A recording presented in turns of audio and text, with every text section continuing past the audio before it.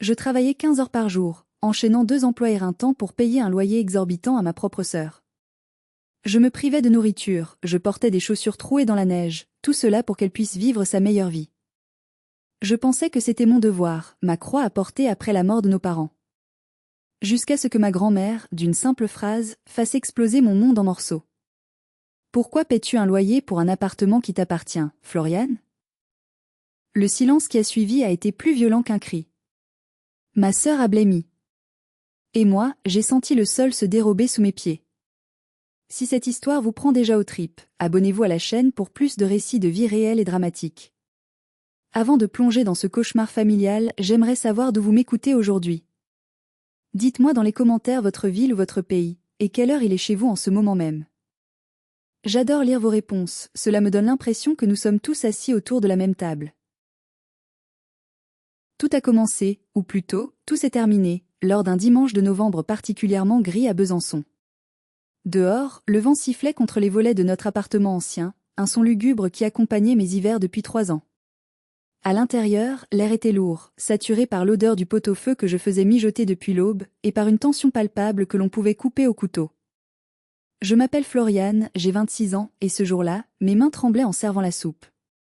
Ce n'était pas seulement à cause de la fatigue, bien que je vienne de terminer une semaine de 70 heures entre la mise en rayon au supermarché et mon poste d'assistante en pharmacie. C'était une vibration nerveuse, une angoisse permanente qui ne me quittait plus dès que je franchissais le seuil de cet appartement. Mélanie, ma sœur aînée de 6 ans, était assise en bout de table, la place du chef de famille. Elle pianotait frénétiquement sur son téléphone, sans doute pour poster une nouvelle photo sur Instagram. Elle portait un pull en cachemire crème qui coûtait probablement plus cher que tout ce que je possédais, et ses ongles étaient parfaitement manucurés, d'un rouge agressif. Elle n'avait pas levé les yeux quand j'avais posé la soupière brûlante devant elle. À sa droite, il y avait Mamie Lucette. Ma grand-mère paternelle, âgée de 78 ans, avait fait le voyage depuis son village dans le Jura pour nous voir. C'était une femme petite mais robuste, avec des yeux vifs qui ne rataient rien. Elle mangeait en silence, observant Mélanie avec une expression indéchiffrable, un mélange de tristesse et de sévérité. Le bœuf est un peu dur, Floriane a lâché Mélanie sans me regarder, repoussant son assiette avec une grimace de dégoût. Tu as pris de la viande premier prix encore? J'ai baissé la tête, fixant mes mains gercées par le froid et les produits d'entretien. C'est ce que j'ai pu trouver avec le budget course, Mélanie. La viande a beaucoup augmenté. Toujours des excuses, a-t-elle soupiré dramatiquement, en prenant une gorgée de son vin rouge, un grand cru qu'elle s'était acheté pour se détendre. Si tu gérais mieux tes finances, on mangerait autre chose que de la semelle. Mamie Lucette a posé sa fourchette avec un bruit sec qui a résonné comme un coup de feu dans la salle à manger. Elle n'a rien dit sur la viande. Son regard s'est déplacé lentement vers le petit buffet près de la télévision, où traînait une pile de courriers que je n'avais pas eu le temps de ranger.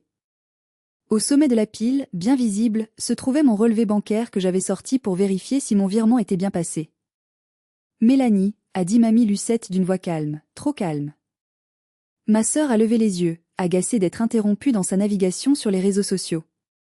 Quoi, Mamie? Je regardais les papiers de Floriane tout à l'heure, continua ma grand-mère. J'ai vu le virement mensuel qu'elle te fait. 1200 €. C'est une somme considérable. Mélanie a eu un petit rire nerveux, remettant une mèche de cheveux derrière son oreille. C'est Besançon, mamie. La vie est chère. Il faut bien payer les charges, l'entretien, les taxes. Tu sais comment c'est compliqué de gérer un bien immobilier de nos jours. Je m'occupe de tout pour qu'elle n'ait pas à s'en soucier. C'est drôle, a répondu mamie, en plongeant sa main dans son grand sac à main posé à ses pieds. Parce que j'ai toujours cru que cet appartement était différent. Je ne comprenais pas où elle voulait en venir. Mon cœur battait la chamade. Mélanie, elle, a cessé de sourire. Elle a posé son téléphone, l'écran tourné vers la table. Floriane, a repris mamie en se tournant vers moi, ses yeux bleus plantés dans les miens. Pourquoi paies-tu un loyer pour un appartement qui t'appartient? Le temps s'est arrêté. Le bruit du vent dehors a disparu. Il n'y avait plus que cette question, flottant au-dessus du pot-au-feu refroidi. Pardon? Ai-je bégayé, ma voix se brisant. Je ne comprends pas. C'est l'appartement de la famille. Mélanie gère la SCI, je paie ma part pour rembourser les dettes de papa et maman. Quelle dette? A tranché mamie. Mélanie s'est levée brusquement, sa chaise raclant le parquet avec un bruit strident. Ça suffit. Mamie, tu es fatiguée, tu confonds tout. On ne va pas parler de paperasse à table, c'est vulgaire. Mais c'était trop tard. J'ai vu le visage de ma sœur. Ce n'était pas de l'agacement. C'était de la terreur pure. Et pour la première fois en 3 ans, un doute glacial, plus froid que l'hiver de Besançon, s'est insinué dans mes veines. Pour comprendre comment j'ai pu être aussi aveugle, il faut remonter 3 ans en arrière. J'avais 23 ans et ma vie était sur le point de commencer. Je venais d'obtenir mon diplôme, j'avais des rêves, de l'espoir. Et puis, un coup de téléphone a tout effacé. Mes parents. Un accident de voiture sur l'autoroute A36. Une nuit pluvieuse, un camion qui dérape. Ils sont morts sur le coup. Le monde est devenu gris. Je me souviens des jours qui ont suivi comme d'un brouillard épais et cotonneux. Je ne mangeais plus, je ne dormais plus. J'étais la petite dernière, celle qui avait toujours été protégée, couvée. Sans eux, je me sentais comme un enfant perdu dans une forêt sombre. C'est là que Mélanie a pris les commandes. Elle avait 29 ans à l'époque. Elle a toujours été la forte, la brillante, celle qui savait quoi faire. Alors que je m'effondrais en larmes à la morgue, elle signait des papiers, organisait la cérémonie, choisissait les fleurs. Je l'admirais tant. Je me disais, heureusement qu'elle est là. Sans elle, je mourrais. Une semaine après l'enterrement, nous étions assises dans ce même salon. J'étais enroulée dans une couverture, les yeux gonflés. Mélanie a posé une pile de dossiers devant moi. Elle avait l'air grave, accablée. Flo, ma chérie, il faut qu'on parle, m'avait-elle dit en me prenant la main. La situation est compliquée. Compliquée? Papa et maman ne nous ont pas tout dit. Ils avaient des dettes. L'appartement, la société immobilière, tout est hypothéqué. La banque veut saisir l'appartement. La panique m'a saisie.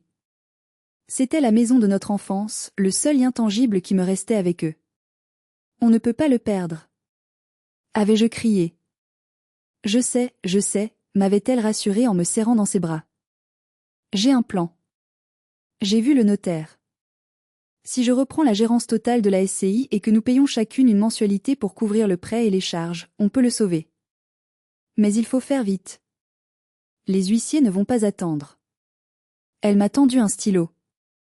C'est 1200 € par mois, Flo. Je sais que c'est beaucoup. Je paierai la même chose de mon côté. On se serre à les coudes. C'est ce que maman aurait voulu. 1200 €. C'était énorme. C'était plus que ce que je gagnais à l'époque avec mon petit boulot d'été. Mais l'idée de perdre la maison était insupportable. Et surtout, je faisais confiance à ma sœur. Elle était mon sang. Elle pleurait avec moi. Comment aurais-je pu imaginer qu'elle me regardait droit dans les yeux en mentant? Signe ici, avait-elle dit doucement, pointant une ligne au bas d'un document dense et incompréhensible rempli de jargon juridique. C'est juste une procuration pour que je puisse gérer les comptes et parler à la banque à ta place. Pour te protéger. J'ai signé. Ma main tremblait, mais j'ai signé. J'ai signé mon arrêt de mort financière. J'ai signé pour devenir son esclave. Dès le mois suivant, j'ai emménagé avec elle. J'ai abandonné mon projet de partir travailler à Lyon. Je devais rester à Besançon, trouver n'importe quel travail, vite, pour payer ma part. Mélanie m'a installée dans la petite chambre d'amis, gardant pour elle la grande suite parentale. J'ai besoin d'espace pour gérer les dossiers, disait-elle. Je n'ai pas posé de questions. J'étais tellement reconnaissante qu'elle prenne tout en charge. Je me sentais coupable d'être si inutile, si faible comparée à elle. Je ne savais pas que cette culpabilité était une arme qu'elle avait forgée elle-même pour me garder sous contrôle. J'avais signé un pacte avec le diable, et le diable portait le visage de ma propre sœur. Ma vie est devenue une course contre la montre, une lutte perpétuelle pour la survie. À Besançon, les hivers sont rudes et les collines sont raides. Chaque matin, mon réveil sonnait à 3h45. Dehors, il faisait nuit noire, souvent il gelait à pierre fendre. Je commençais ma journée par enfiler plusieurs couches de vêtements bon marché pour affronter le froid. Je prenais mon vieux vélo, car je n'avais pas les moyens d'entretenir une voiture ni de payer l'essence, et je pédalais 3 kilomètres jusqu'à l'hypermarché en périphérie de la ville. De 4h30 à 8h30, je faisais de la mise en rayon. Je portais des cartons lourds, mes doigts s'engourdissaient malgré les gants, mon dos hurlait de douleur. Je rangeais des paquets de gâteaux, des conserves, des produits de luxe que je ne pourrais jamais m'offrir. L'odeur de la poussière de carton me collait à la peau. À 8h30, je courais au vestiaire, je me changeais en 4e vitesse, je faisais une toilette de chat dans le lavabo des employés, et je reprenais mon vélo. Je devais traverser la ville pour arriver à 9h pile à la pharmacie du centre-ville où je travaillais comme préparatrice. Là, je restais debout toute la journée. Les clients étaient souvent impatients, malades, exigeants. Je souriais, je conseillais, je comptais les boîtes de médicaments, alors que mes jambes me brûlaient et que mon estomac criait famine. Je terminais à 19h. Parfois 19h30. Quand je rentrais enfin à l'appartement, vers 20h, épuisée, vidée, je trouvais souvent Mélanie en peignoir de soie, affalée sur le canapé devant une série Netflix. L'appartement était chauffé à fond, une chaleur tropicale qui contrastait avec le froid qui m'avait mordu toute la journée. « Tu rentres tard », disait-elle sans détourner le regard de l'écran. « Il n'y a plus rien à manger, j'ai fini la quiche. Tu n'as qu'à te faire des pâtes. Ah, et n'oublie pas de descendre les poubelles, ça pue. » Le contraste était violent. Mélanie ne travaillait pas officiellement, elle était créatrice de contenu ou coach de vie sur les réseaux sociaux. Concrètement, elle passait ses journées à dormir jusqu'à midi, à se maquiller, à prendre des photos de son café latte et à faire du shopping en ligne. Je voyais les colis arriver. Des marques prestigieuses, Cézanne, Mage, Sandro. C'est des partenariats, mentait-elle quand je posais la question. On me les envoie gratuitement pour que je fasse de la pub. Mais je n'étais pas aveugle. Je voyais les factures traîner parfois. Je voyais le frigo rempli de fromage affiné, de saumon fumé, de macarons la durée. Des choses qu'elle m'interdisait de toucher. C'est pour mon travail, pour les photos, disait-elle. Touche pas à ça. Moi, je mangeais les yaourts en date courte que je récupérais à moitié prix au supermarché. Je portais le même manteau depuis 4 ans, dont la doublure était déchirée. Chaque euro que je gagnais partait dans ce virement mensuel, loyer et charges. 1200 €. Il me restait à peine 150 € pour manger et vivre tout le mois. Un soir, alors que je frottais le sol de la cuisine parce que Mélanie avait renversé du sirop et avait oublié de nettoyer, je l'ai entendue au téléphone avec une amie. « Oh non, je ne peux pas venir à Courchevel ce week-end. » Quoique, attends. Ma petite sœur vient de recevoir sa prime de fin d'année. Je pense que je peux m'arranger. Elle est tellement mignonne, elle ferait n'importe quoi pour moi. J'ai serré la serpillière si fort que mes jointures ont blanchi. Elle parlait de moi comme d'un animal de compagnie utile, une source de revenus inépuisable.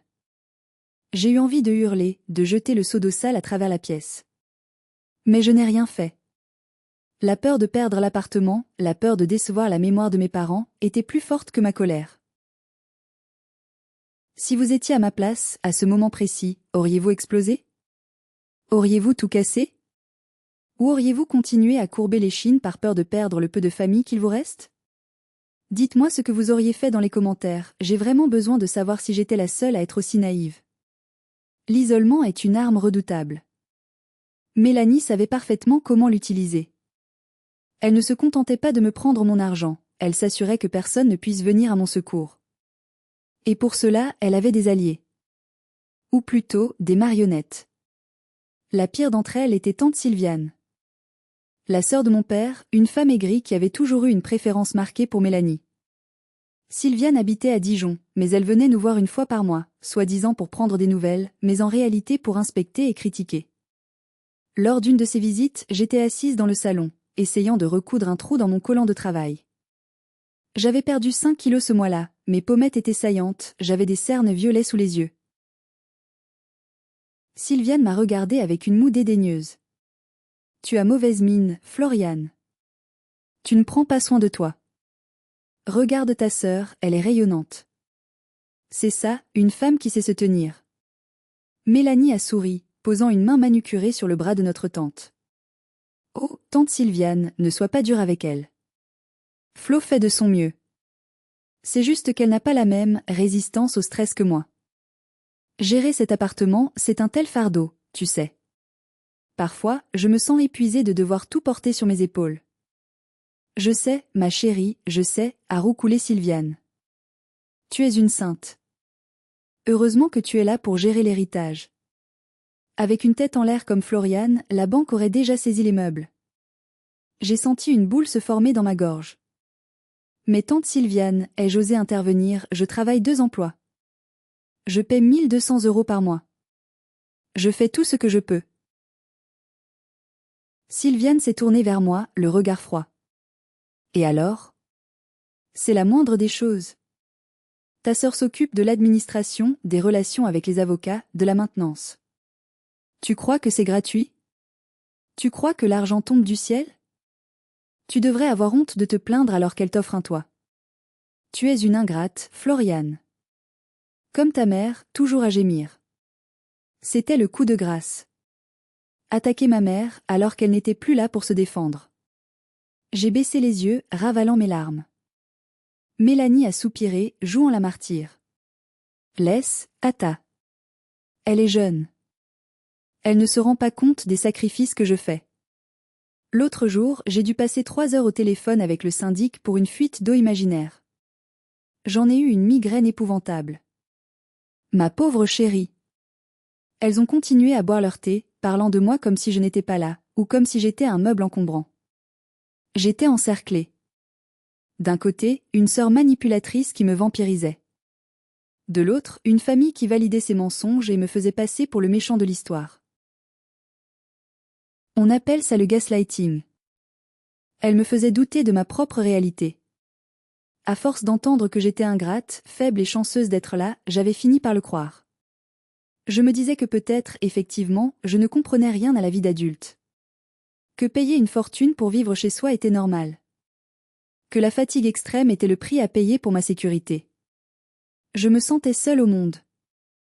Mes anciens amis de fac s'étaient éloignés, trop occupés par leur vie ou lassés de me voir toujours refuser leurs invitations par manque d'argent. Je n'avais plus personne à qui parler. Plus personne pour me dire « Et, ce n'est pas normal ». Enfin, c'est ce que je croyais. Je ne savais pas encore que dans l'ombre, quelqu'un observait. Quelqu'un qui n'était pas dupe. Et parfois, l'aide vient de là où on l'attend le moins. Le point de rupture n'est pas arrivé avec un cri, mais avec un silence fiévreux. C'était un mois avant ce fameux dîner de listante. L'hiver à Besançon avait été particulièrement cruel cette année-là. À force de faire les trajets à vélo sous la pluie verglaçante et de travailler dans les courants d'air de l'entrepôt du supermarché, mon corps a lâché. Je me suis réveillée un matin avec une poitrine en feu. Je ne pouvais plus respirer sans douleur. J'avais 40 de fièvre. Je tremblais tellement que mes dents s'entrechoquaient. J'ai essayé de me lever pour aller travailler, mais mes jambes se sont dérobées. Je suis tombée lourdement sur le parquet. Mélanie a ouvert la porte de ma chambre, non pas pour m'aider, mais parce que le bruit l'avait réveillée. « Qu'est-ce que tu fabriques ? » Il est 5 heures du matin. Je suis malade, Mélanie. Je crois que j'ai une pneumonie. Je ne peux pas aller travailler. Elle m'a regardée avec agacement, croisant les bras sur sa robe de chambre en soie. Super. Et comment tu vas payer ta part si tu ne travailles pas ? On est le 25 du mois, le virement doit partir dans 5 jours. S'il te plaît, ai-je soufflé. J'ai besoin de voir un médecin. J'ai besoin de médicaments. Est-ce que je peux te payer un peu moins ce mois-ci ? Juste 200 € de moins ? Je te rembourserai le mois prochain, promis. Son visage s'est durci. L'expression de dégoût qu'elle a affichée m'entra toujours. Tu plaisantes ? Tu crois que la banque en a quelque chose à faire que tu aies la grippe ? Si le virement n'est pas complet, ils saisissent l'appartement, Floriane. Tu veux qu'on se retrouve à la rue ? C'est ça que tu veux ? Après tout ce que j'ai fait pour toi ? Mais je n'ai plus rien. J'ai dû payer la réparation du vélo, débrouille-toi. A-t-elle hurlé. Vends tes affaires, fais des heures sup, je m'en fiche. Mais je veux les 1200 € sur mon compte le premier. Sinon, tu dégages. Je trouverai un colocataire qui paie, lui. Elle a claqué la porte. Je suis restée là, sur le sol, à pleurer de rage et d'impuissance. J'étais malade à crever, et sa seule préoccupation était son argent. Ce jour-là, j'ai dû faire un choix terrible. Je n'avais pas l'argent. Je ne pouvais pas travailler. J'ai ouvert ma petite boîte à bijoux. À l'intérieur, il y avait une fine chaîne en or avec un petit pendentif en saphir. C'était le cadeau de maman pour mes 18 ans. C'était mon bien le plus précieux. Je me suis traînée jusqu'au centre-ville, brûlante de fièvre, sous la neige. Je suis entrée chez un achat or. Le type derrière le comptoir a pesé le bijou sans émotion. 250 €. C'est le cours du jour. J'ai pris l'argent. J'ai senti une partie de mon âme mourir ce jour-là. J'ai sacrifié le souvenir de ma mère pour nourrir la cupidité de ma sœur. Je suis rentrée, j'ai fait le virement. J'ai passé les 3 jours suivants au lit, sans médicaments, à boire de l'eau du robinet et à prier pour ne pas mourir. Le surlendemain, alors que la fièvre commençait à peine à baisser, j'ai reçu une notification sur mon téléphone. C'était Instagram. Mélanie avait posté une story. Elle avait oublié de m'exclure de sa liste d'amis proches. Sur la photo, on voyait une paire de bottes en cuir de créateur, magnifiques, posées sur le tapis du salon. La légende disait « Petit craquage du jour ». #Gucci, #selfcare, #mérité. J'ai zoomé sur l'étiquette de prix qu'elle avait laissé dépasser artistiquement. 950 €. 950 €. C'était presque exactement la somme qu'il me restait après mes charges fixes. C'était l'argent de mon travail, de ma sueur, de la bague de maman. Elle n'avait pas payé la banque. Elle s'était acheté des bottes. À ce moment précis, quelque chose s'est brisé en moi. Ce n'était plus de la tristesse. Ce n'était plus de la peur. C'était une haine froide, lucide. Je n'étais plus sa sœur. J'étais sa proie. Et la proie venait de se réveiller. Mais je ne savais pas encore à quel point le mensonge était profond. Je pensais qu'elle volait mon argent pour des extras. Je n'imaginais pas que tout, absolument tout, n'était qu'une vaste pièce de théâtre. Le doute est comme une fissure dans un barrage. Une fois qu'elle apparaît, l'eau finit toujours par tout emporter. Après l'épisode des bottes Gucci, je n'ai plus regardé ma sœur de la même façon. Je l'observais. Je notais ses horaires, ses dépenses, ses mensonges. Mais il me manquait une preuve concrète. C'est Monsieur Chapuis, notre voisin du dessous, qui m'a tendu la clé sans le savoir. Monsieur Chapuis est un veuf retraité de la SNCF, un homme bourru mais gentil, qui passe ses journées à surveiller les allées et venues de l'immeuble. Un matin, alors que je sortais les poubelles, encore une corvée que Mélanie jugeait indigne d'elle, il m'a intercepté dans le hall. « Ah, mademoiselle Floriane. Je suis content de vous voir. Dites donc, ça fait un bail qu'on ne vous voit plus aux assemblées générales de la copropriété. » J'ai froncé les sourcils. Les assemblées générales ? Mélanie m'a dit qu'il n'y en avait pas eu depuis 2 ans à cause des problèmes de gestion du syndic. Monsieur Chapuis a écarquillé les yeux, ajustant ses lunettes. Comment ça ? On en a eu une le mois dernier. Votre sœur y était. Elle a même voté contre la réfection de la toiture. D'ailleurs, c'est dommage, car avec le trop perçu de l'année dernière que le syndic a remboursé aux copropriétaires, on aurait pu le financer sans frais supplémentaires. Mon cœur a raté un battement. Trop perçu ? Remboursé ? Bah oui. 1500 € par appartement. Le chèque a été envoyé le mois dernier. Votre sœur ne vous a rien dit ? Je suis restée figée, le sac poubelle à la main. 1500 € remboursés. Mélanie m'avait dit que les charges avaient augmenté et m'avait demandé 100 € de plus le mois dernier pour couvrir l'écart. Non seulement elle avait empoché le remboursement, mais elle m'avait volé davantage. Monsieur Chapuis, ai-je demandé d'une voix tremblante. Est-ce que vous savez si l'appartement est toujours au nom de la SCI de mes parents ? Il a eu l'air confus. La SCI ? Mais non, ma petite. Sur le procès-verbal de l'Assemblée, c'est marqué indivision ou quelque chose comme ça. Attendez, j'ai le papier chez moi. Il est remonté chercher le document. Quand il me l'a tendu, j'ai lu les noms des propriétaires présents.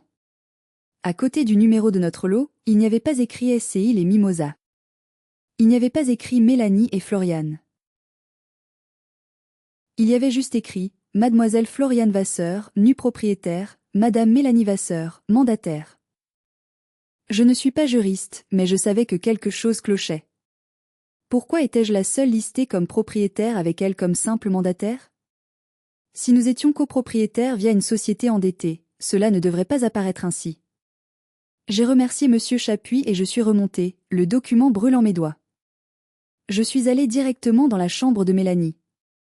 Elle était sortie faire une manucure. J'ai fouillé. J'ai retourné son bureau.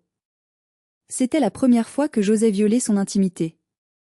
Au fond d'un tiroir fermé à clé, que j'ai forcé avec un couteau à beurre, l'adrénaline décuplant mes forces, j'ai trouvé une grande enveloppe Kraft. Le logo dessus était celui de Maître Vasseur, le notaire de famille. L'enveloppe était déchirée, comme si on l'avait ouverte avec rage. À l'intérieur, il y avait des lettres de relance. Non pas de la banque pour des dettes, mais du notaire. Mademoiselle Mélanie Vasseur, je vous rappelle que vous devez impérativement informer votre sœur de la clôture de la succession et lui remettre les titres de propriété. J'ai pris l'enveloppe. J'ai pris le procès-verbal du syndic. J'ai tout caché sous mon matelas. J'ai appelé mamie Lucette ce soir-là, en chuchotant depuis la salle de bain, le robinet ouvert pour couvrir ma voix. Mamie, je crois que Mélanie me ment. Surtout. À l'autre bout du fil, il y a eu un long silence.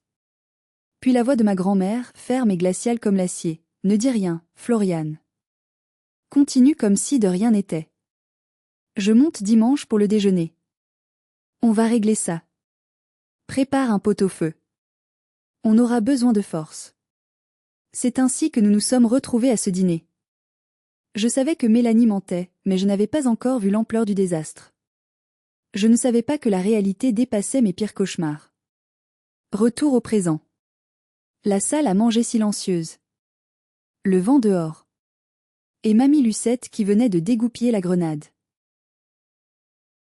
Quelle dette? Avait-elle demandé. Mélanie était debout, rouge de colère, mais ses yeux trahissaient une panique totale. Je t'ai dit de te taire, mamie. Tu ne connais rien aux affaires. Mamie Lucette s'est levée lentement. Malgré son âge et sa petite taille, elle paraissait immense à cet instant. Elle a ignoré les cris de Mélanie et a plongé à nouveau la main dans son sac. Elle en a sorti un dossier bleu, épais, relié par un ruban notarial. Je suis allée voir Maître Vasseur hier matin, avant de venir ici, a déclaré mamie d'une voix qui ne tremblait pas. Il était très surpris. Il pensait que Floriane avait reçu tous les documents il y a 3 ans. Il pensait que tout était clair. Elle a jeté le dossier sur la table. Il a atterri au milieu des assiettes de pot-au-feu avec un bruit sourd. Lisa, Floriane. À voix haute. J'ai tendu la main. Mélanie a essayé d'attraper le dossier avant moi. Ne touche pas à ça. C'est privé. Mais j'ai été plus rapide. J'ai ouvert la première page. C'était un acte de donation-partage. La date remontait à 5 ans. Mes parents étaient encore vivants. Je me suis mise à lire, ma voix gagnant en assurance à chaque mot. Par la présente, Monsieur et Madame Vasseur font donation, de leur vivant, de l'appartement 6-12 rue de la République à Besançon, à leur fille cadette, Mademoiselle Floriane Vasseur. Cette donation est faite en pleine propriété, libre de toute dette et hypothèque. J'ai levé les yeux, le souffle coupé. Libre de toute dette. Pas de prêt. Pas d'hypothèque. J'ai continué à lire plus bas. À leur fille aînée, Mademoiselle Mélanie Vasseur, est attribuée la somme de 80 000 € issue de l'assurance vie, ainsi que le portefeuille d'actions. J'ai lâché le papier. Tout tournait autour de moi. Tu as eu 80 000 €, ai-je murmuré, fixant ma sœur. Tu as eu de l'argent liquide. Et moi j'ai eu l'appartement. C'était ça le partage. Mélanie respirait fort, comme un animal acculé. Et la SCI? Ai-je demandé. Les dettes de la banque? Les 1200 € par mois? Mamie Lucette a répondu à sa place, implacable. La SCI a été dissoute il y a 4 ans, Floriane. Elle n'existe plus. Il n'y a jamais eu de dette bancaire sur cet appartement. Tes parents l'ont payé comptant il y a 20 ans. Le silence est revenu, mais cette fois, il était lourd de sens. Chaque pièce du puzzle s'emboîtait. Donc, ai-je articulé lentement, sentant la colère monter en moi comme une marée noire. Les 1 200 € que je te verse chaque mois depuis 3 ans, ce n'est pas pour la banque. Mélanie a détourné le regard. C'est pour toi, ai-je crié. C'est de l'argent de poche. Je paie un loyer pour vivre chez moi, et tu mets l'argent dans ta poche. J'ai tout dépensé. A-t-elle fini par hurler, abandonnant son masque de calme. Les 80 000 €, ils sont partis en un an. J'avais besoin de vivre, Florian. Je ne suis pas comme toi, moi j'ai des standards. Je ne peux pas travailler à l'usine ou dans une pharmacie minable. Tu m'as volé. J'ai travaillé 15 heures par jour. J'ai vendu la bague de maman. J'ai mangé des périmés. Pendant que tu t'achetais des sacs Gucci avec M.O.N. argent. Je te protégeais. A-t-elle osé répliquer, le visage tordu par la haine. Tu es incapable de gérer quoi que ce soit. Si je ne t'avais pas fait croire qu'il fallait payer, tu aurais tout dilapidé. Je t'ai appris la valeur de l'argent. C'était tellement absurde, tellement pervers, que j'ai failli rire. Elle m'avait appris la valeur de l'argent en me volant plus de 40 000 € sur 3 ans. Mamie Lucette s'est approchée de Mélanie. Tu es une honte pour la mémoire de tes parents. Tu as abusé de la faiblesse de ta sœur en plein deuil. C'est criminel, Mélanie. C'est de l'abus de confiance. Mélanie a ricané. Et alors? Qu'est-ce que tu vas faire, la vieille? Appeler la police? C'est ma parole contre la sienne. J'ai une procuration signée. Elle a accepté de payer. Juridiquement, c'est une contribution aux charges du ménage. Elle se sentait intouchable. Elle pensait vraiment qu'elle allait s'en sortir. Mais elle avait oublié un détail. Je n'étais plus la petite fille de 23 ans qui pleurait dans le noir. La rage m'avait réveillée. Sortez, ai-je dit calmement. Mélanie m'a regardée, stupéfaite. Quoi? C'est mon appartement. C'est écrit noir sur blanc. Sors de chez moi. Tout de suite. On dit souvent qu'un animal blessé est le plus dangereux. Un narcissique démasqué l'est encore plus. Mélanie ne s'est pas excusée. Elle n'a pas pleuré. Elle a attaqué. Tu ne peux pas me mettre dehors. A-t-elle hurlé, renversant sa chaise. C'est mon domicile. La trêve hivernale commence dans une semaine, tu ne peux rien faire. Et puis j'ai des droits. Je t'ai nourri, je t'ai hébergé. Tu m'as hébergé chez moi. Ai-je répondu, ma voix tremblant de rage contenue. Et tu ne m'as pas nourri, j'ai payé chaque centime de la nourriture que tu as ingurgitée. C'est à ce moment-là que son téléphone a sonné. C'était tante Sylviane. Mélanie a décroché immédiatement, mettant le haut-parleur, cherchant désespérément un allié. Tata. Tata, aide-moi. Floriane est devenue folle. Elle et mamie essaient de me voler l'appartement. Elles veulent me jeter à la rue en plein hiver. La voix perçante de Sylviane a rempli la pièce. Floriane. Qu'est-ce que c'est que ces histoires? Tu n'as pas honte? Ta sœur s'est occupée de toi pendant 3 ans et c'est comme ça que tu la remercies? Passe-moi ta grand-mère. Mamie Lucette a pris le téléphone des mains de Mélanie avec une autorité surprenante. Sylviane, c'est Lucette. Ferme-la. Il y a eu un silence choqué à l'autre bout du fil. Jamais personne ne parlait comme ça à Sylviane. Ta nièce chérie a escroqué sa sœur de plus de 40 000 €, a continué mamie. Elle a falsifié la réalité sur l'héritage. J'ai les preuves sous les yeux. Alors si tu veux la soutenir, tu viens la chercher.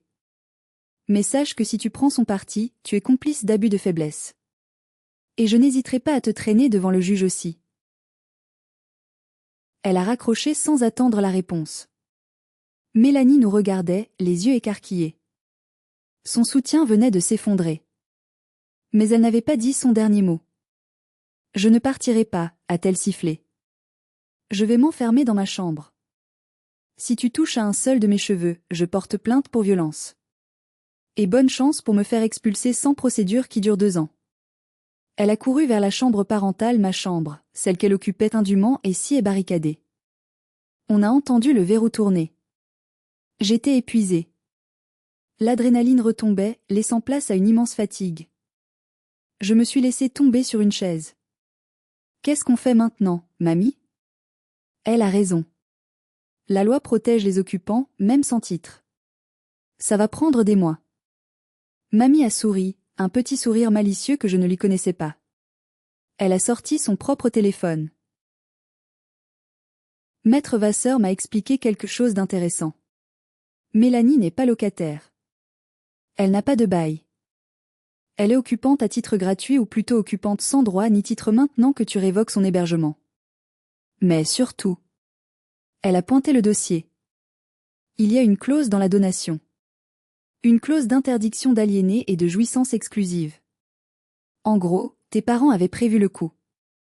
Si quelqu'un d'autre que toi occupe les lieux contre ton gré, cela peut être considéré comme une violation de domicile, surtout s'il y a abus de confiance avéré.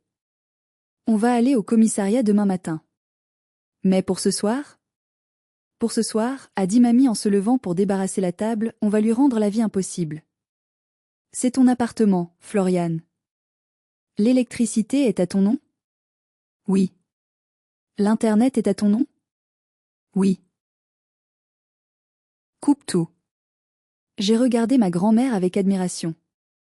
J'ai sorti mon téléphone, j'ai ouvert l'application de mon fournisseur d'énergie, et j'ai cliqué sur suspendre le service. Puis j'ai débranché la box Internet. 5 minutes plus tard, un hurlement a retenti depuis la chambre de Mélanie. Ma série. Il n'y a plus de Wi-Fi. Dans le salon sombre, éclairé seulement par les phares des voitures passant dans la rue, mamie et moi avons éclaté de rire. C'était un rire nerveux, libérateur. La guerre était déclarée. Et pour la première fois, j'avais l'avantage. Les jours suivants ont été un enfer, mais un enfer que je contrôlais. Mélanie refusait de sortir de sa chambre, sauf pour utiliser la salle de bain ou piller le frigo la nuit. Mais sans électricité dans sa chambre, j'avais coupé le disjoncteur spécifique à sa pièce et cadenassé le tableau électrique, et sans Internet, elle dépérissait. Une influenceuse sans connexion est comme un poisson hors de l'eau. Elle a essayé de riposter. Le deuxième jour, j'ai retrouvé mes chaussures de travail remplies de sauce de poisson, gnocchi. L'odeur était pestilentielle. J'ai dû aller travailler en basket. Le troisième jour, elle a mis de la musique à fond sur son enceinte portable, qu'elle chargeait je ne sais où, à 3 heures du matin. Mais je n'ai pas cédé. J'avais arrêté d'aller travailler le matin au supermarché. Avec l'argent que je ne versais plus à Mélanie, je pouvais me permettre de ne garder que mon emploi à la pharmacie. Pour la première fois depuis 3 ans, je dormais jusqu'à 7h30. C'était un luxe inouï. Pendant ce temps, la machine judiciaire s'était mise en marche. Maître Vasseur n'avait pas traîné. Il avait déposé une plainte pour abus de confiance, vol et extorsion. Il avait également envoyé un huissier pour constater l'occupation illégale. Mélanie n'a pas ouvert à l'huissier. Elle a crié des insultes à travers la porte.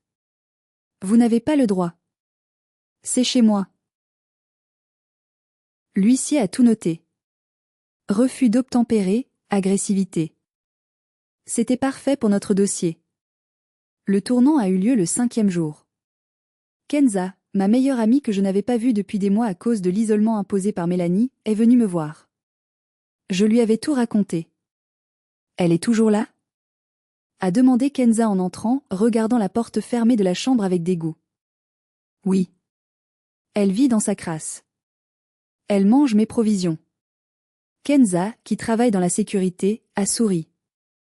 Tu sais, Flo, techniquement, si tu changes la serrure de la porte d'entrée pendant qu'elle est sortie, elle ne peut pas rentrer. C'est ton domicile. Elle n'a pas de bail, pas de facture à son nom ici, pas de clé officielle, c'était moi qui lui avais donné mon double. Elle ne sort jamais, ai-je soupiré. Mais le destin nous a aidés. Ce soir-là, Mélanie a dû sortir. Sa réserve de cigarettes était épuisée, et elle avait besoin de se recharger en données mobiles au cybercafé du coin. Je l'ai entendu ouvrir la porte doucement, pensant que je dormais. Dès que le loquet a cliqué, j'ai bondi du lit. Kenza était restée dormir. On s'est précipité à la porte. J'ai mis le verrou de sécurité intérieur, celui qu'on ne peut pas ouvrir de l'extérieur même avec une clé. 1 heure plus tard, on a entendu la clé tourner dans la serrure. Ça bloquait. On a entendu frapper. Puis taper. Puis hurler. Ouvre. Floriane. Ouvre cette putain de porte. Je me suis approchée de la porte, le cœur battant à tout rompre, mais la voix ferme. Tu n'habites plus ici, Mélanie. Tes affaires sont dans des sacs sur le palier. Kenza et moi avions passé l'heure à tout jeter en vrac dans des sacs poubelles et à les balancer par le balcon du premier étage dans la cour intérieure, puis à les remonter devant la porte. C'était mesquin, mais tellement satisfaisant. Je vais appeler la police. A-t-elle hurlé. Vas-y, ai-je répondu. Appelle-les. J'ai mon titre de propriété, ma plainte déposée, et le constat d'huissier. Et toi, tu as quoi? Des dettes et des mensonges. Elle a continué à taper pendant 20 minutes. Les voisins sont sortis. Monsieur Chapuis est descendu. Je l'ai entendu dire, allez-vous-en, Mélanie. Vous faites honte à tout l'immeuble. Laissez votre sœur tranquille. Le silence est finalement retombé. Elle était partie. Je pensais que c'était fini, mais Mélanie a tenté un dernier coup d'éclat. Elle n'a pas appelé la police, car elle savait qu'elle était en tort et qu'elle risquait la garde à vue pour l'abus de confiance. Elle est allée chez tante Sylviane. Le lendemain, mon téléphone a explosé de notifications. Mélanie avait posté une longue vidéo sur Facebook et Instagram, en larmes, sans maquillage pour faire plus vrai. Ma propre sœur m'a jetée à la rue en plein hiver. J'ai tout sacrifié pour elle après la mort de nos parents, et voilà comment elle me remercie. Je suis SDF. J'ai froid. J'ai faim. Les commentaires étaient horribles. Des inconnus m'insultaient, me traitaient de monstre. Comment peut-on faire ça à sa sœur, quelle ingrate. J'ai vacillé. L'opinion publique est une chose terrifiante. J'ai failli douter de moi. Est-ce que j'avais été trop dure? Mais mamie Lucette veillait. Ne réponds pas, a-t-elle dit. La vérité gagne toujours, mais elle prend l'escalier quand le mensonge prend l'ascenseur. Elle avait raison. 2 jours plus tard, la vérité a éclaté, mais pas comme je l'imaginais. Une des amies influenceuses de Mélanie, une fille avec qui elle était allée à Courchevel, a commenté sous la vidéo « Arrête ton cinéma, Mel. Tu nous as dit la semaine dernière que tu avais touché 80 000 boules d'héritage et que tu avais tout claqué en sac à main. Rends l'argent à ta sœur au lieu de pleurer. » Le vent a tourné instantanément. D'autres personnes ont commencé à témoigner. Des ex-petits amis à qui elle devait de l'argent. Des commerçants de Besançon qu'elle avait arnaqués. En parallèle, la police l'a convoquée. Suite à ma plainte, ils ont enquêté sur ses comptes. Ils ont découvert qu'elle avait ouvert des crédits à la consommation à mon nom, en imitant ma signature, pour un total de 15 000 €. C'était le coup de grâce. Mélanie n'était pas seulement une mauvaise sœur, c'était une délinquante. Tante Sylviane l'a mise dehors au bout de 3 jours quand elle a découvert que Mélanie avait volé sa carte bleue pour s'acheter du maquillage. Je ne veux plus jamais te voir. A crié Sylviane au téléphone, elle m'avait appelé pour s'excuser, une excuse pitoyable, mais c'était déjà ça. Mélanie a fini par devoir vendre toutes ses affaires de luxe sur Vinted pour payer un avocat. Elle a quitté Besançon pour aller vivre dans un foyer à Lyon, loin de tous ceux qui connaissaient la vérité. Le jour où j'ai reçu le courrier officiel du procureur m'informant qu'elle était mise en examen, j'ai ressenti un vide immense. Pas de joie. Juste un soulagement profond. Le parasite était parti. J'ai fait changer toutes les serrures par un serrurier agréé. J'ai payé avec mon propre argent, l'argent que je ne lui donnais plus. J'ai repeint sa chambre, la mienne, en fait, en vert sauge, pour effacer les traces de son parfum entêtant et de sa présence toxique. En déplaçant son lit pour les travaux, j'ai trouvé sous une latte du parquet une petite boîte. C'était la montre en or de mon père, qu'elle avait prétendu avoir perdue lors du déménagement. Je l'ai serrée contre mon cœur en pleurant. Elle m'avait tout pris, même mes souvenirs, pour les cacher comme un dragon sur son trésor. 6 mois ont passé depuis cette nuit terrible où j'ai mis ma sœur à la porte. L'appartement du 12 rue de la République ne ressemble plus à ce qu'il était. Il est lumineux, chaleureux. Il sent la lavande et le café frais, pas le parfum de luxe et le mensonge. J'ai gardé mon travail à la pharmacie, car j'aime aider les gens, mais j'ai démissionné du supermarché. Je ne me lève plus à 3h45. Je dors. Je mange à ma faim. J'ai repris du poids et mes joues ont retrouvé leur couleur. Mamie Lucette vient souvent me voir. On cuisine ensemble, on rit. Elle m'a dit l'autre jour, tes parents seraient fiers de toi, Florian. Tu as défendu ton foyer. C'était la seule validation dont j'avais besoin. Quant à Mélanie, je n'ai plus de nouvelles directes. Je sais par la famille qu'elle travaille comme serveuse dans un bar à Lyon. C'est ironique, non? Elle qui méprisait tant les petits boulots, elle est obligée de servir les autres pour survivre. Je ne lui souhaite pas de mal. Je souhaite juste qu'elle reste loin de moi. J'ai appris à pardonner pour ma propre paix, mais je n'oublierai jamais. Cette épreuve m'a appris une leçon brutale mais nécessaire, le sang ne fait pas la famille. La famille, ce sont les gens qui vous respectent, qui vous protègent et qui ne vous volent pas votre vie. J'ai aussi appris l'importance de vérifier les papiers, de poser des questions, de ne jamais signer aveuglément, même pour quelqu'un qu'on aime. Si vous vous sentez piégé dans une situation familiale toxique, si vous avez l'impression d'être exploité, écoutez cette petite voix en vous qui dit que ce n'est pas normal.